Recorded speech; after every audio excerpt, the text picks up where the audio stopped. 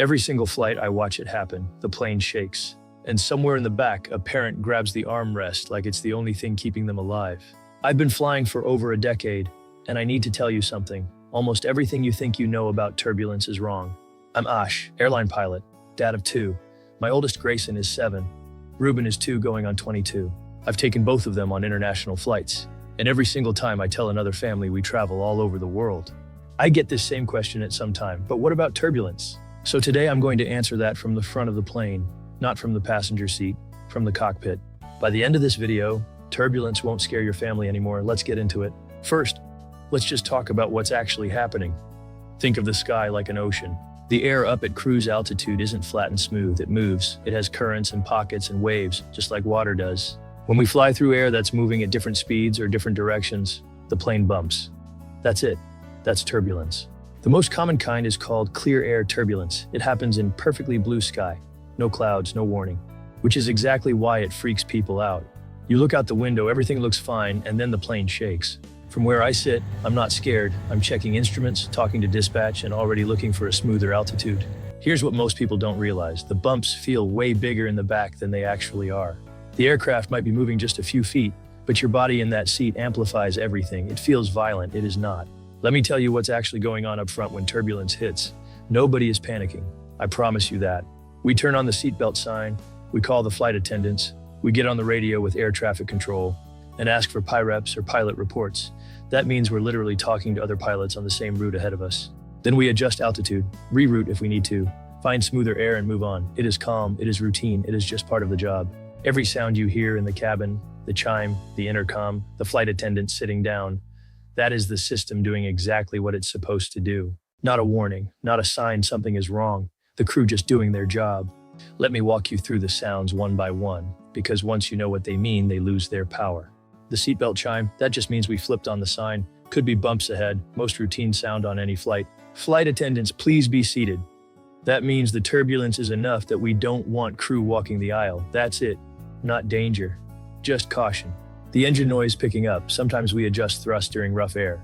More engine noise doesn't mean something broke. We're actively managing the flight. And the overhead bins rattling. Pure physics. Loose items shift. Sounds alarming. Completely structural. Totally normal. I've heard all of these sounds thousands of times. None of them scare me. And once you understand them, they won't scare you either. Okay, now let's talk about your kids. Because here's the honest truth. Your kids are not afraid of turbulence. They are afraid of you being afraid of turbulence. They watch your face. They mirror your energy. If you go pale and grip the armrest, your kids are going to fall apart. Every time. Your composure is the most important thing.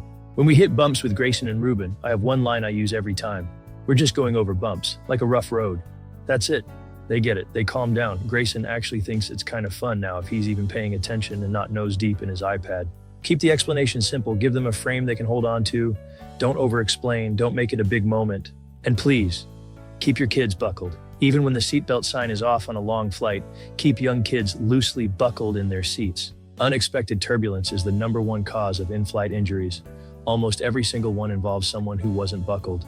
Don't let that be your family. Quick note, set up your data before you land. I use Airalo. It's an eSIM. Activates the second you touch down. Link is in the description. This is the most important thing I'm going to say in this entire video. Turbulence has never caused a properly maintained aircraft to crash. Let that land. These planes are engineered to handle forces far beyond anything you will ever feel in your seat. The wings are designed to flex, on purpose. That flex is the engineering working. Rigid wings would be dangerous. Flexible wings protect you. When I fly my own family internationally, turbulence doesn't make me nervous. It makes me change my altitude request to air traffic control. That's the difference between sitting in the cockpit and sitting in the back. Information changes everything. Here's what I really want to say. The #1 thing keeping families from international travel isn't money, isn't logistics, isn't even the planning. It's fear.